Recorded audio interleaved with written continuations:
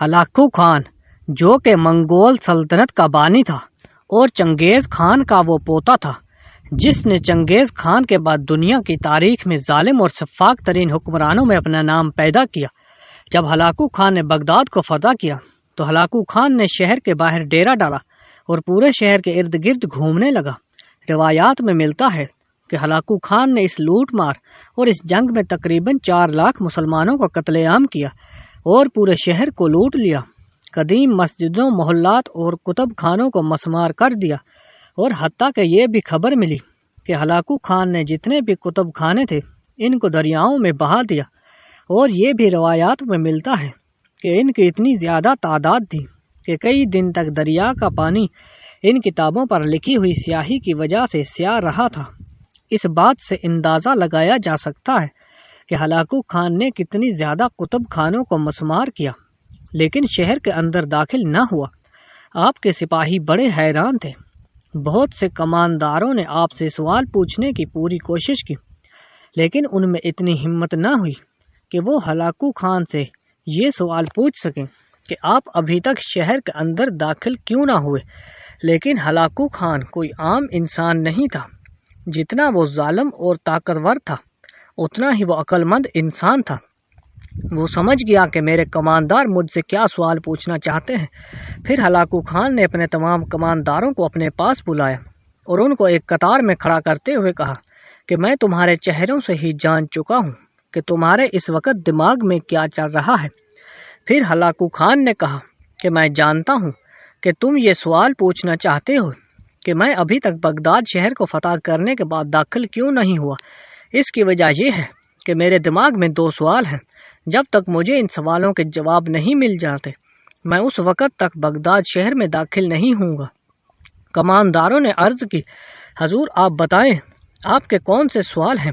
تو Hulagu Khan نے کہا کہ تم بغداد شہر میں چلے جاؤ اور بغداد شہر کے سب سے بڑے عالم کو بلا کر میرے پاس لاؤ اور اسے حکم دو کہ وہ مجھ سے ملاقات کرے۔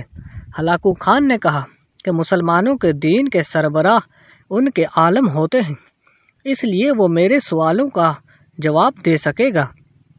جب کمانداروں نے یہ پیغام بغداد شہر میں پہنچایا تو کوئی بھی ایسا عالم نظر نہ آیا جو ہلاکو خان سے ملاقات کرنا چاہتا ہو، کیونکہ ہلاکو خان ایک ایسا انسان تھا جس کے ساتھ ایک عالم بات کرنا پسند نہیں کرتا تھا۔ جب یہ خبر پورے بغداد شہر میں پھیلی تو ایک مدرسے کا استاد قادحان نے پیغام بھجوایا کہ میں ہلاکو خان سے ملاقات کرنا چاہتا ہوں۔ قادحان ایک مدرسے میں بچوں کو پڑھاتا اور امامت بھی کرتا تھا۔ دوستو، یہ واقعہ بہت دلچسپ اور بڑا سبق آموز ہے، لہٰذا میری خواہش ہے کہ آپ اس واقعے کو بڑے غور سے سنیں۔ دوسرے دن کہ صبح قادحان ہلاکو خان کے پاس پہنچا جہاں ہلاکو خان نے اپنا ڈیرا ڈال رکھا تھا۔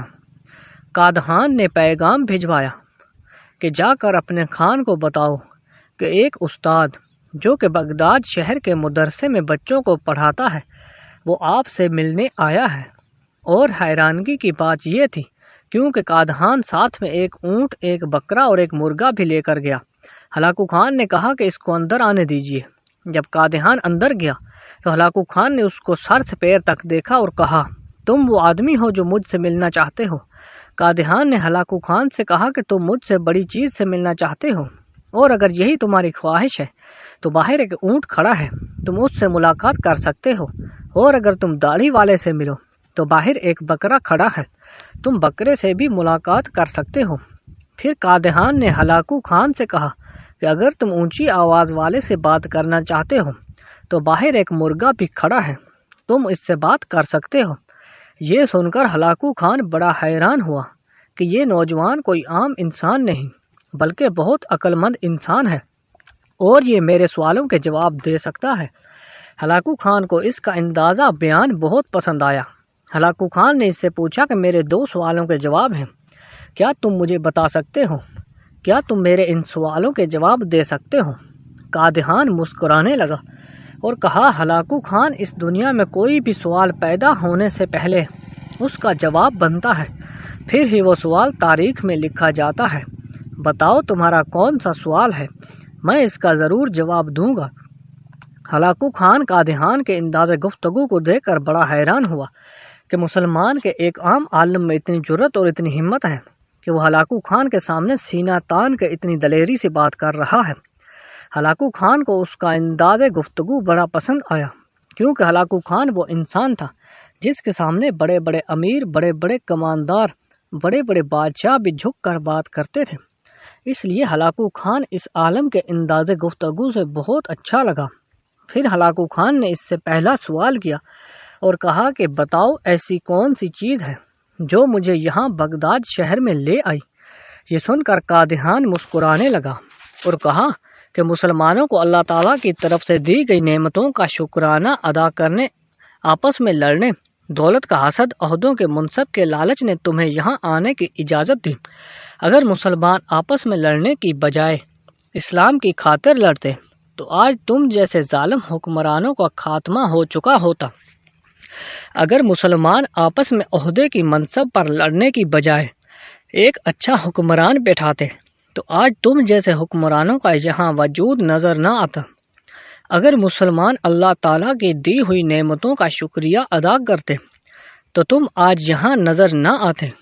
اللہ تعالیٰ نے ہمیں اپنی دی ہوئی تمام نعمتیں، آسائشیں ہم سے لینے کے لیے تمہیں یہاں بھیجا ہے۔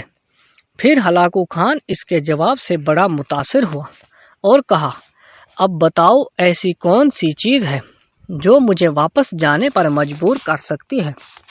تو یہ سن کر ہلاکو خان نے کہا کہ اگر مسلمان آپس میں لڑنے کی بجائے کافروں کے خلاف لڑنے کے لیے تیار ہو جائیں، اعلیٰ عہدے پر بیٹھنے کی بجائے ایک اہل حکمران کو بٹھائیں، اللہ تعالیٰ کی دی ہوئی نعمتوں کا شکر ادا کریں اور آپس میں بھائی چارہ اختیار کر لیں، تو یہی چیز کافی ہے کہ تم جیسے حکمران یہاں نظر نہیں آئیں گے۔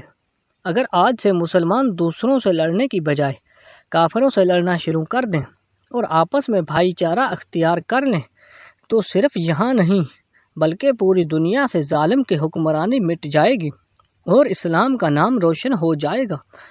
لیکن جب تک مسلمان دین اسلام سے دور ہو چکے ہیں، جب تک وہ واپس نہیں آتے، جب تک ہم اللہ تعالیٰ کی دی ہوئی نعمتوں کا شکریہ ادا نہیں کرتے، جب تک ہم متحد نہیں ہوتے، جب تک ہم اتحاد نہیں کرتے، اس وقت تک تمہیں یہاں سے کوئی نہیں ہلا سکتا۔ اور جس دن مسلمانوں نے ان باتوں پر عمل کر لیا تو تم تو کیا، یہاں چنگیز خان بھی آئے تو اسے واپس جانا پڑے گا۔ یہ سن کر ہلاکو خان کو اس کا جواب بڑا اچھا لگا اور اس سے بہت متاثر ہوا، اور اس کے بعد قادیان وہاں سے رخصت ہو گیا۔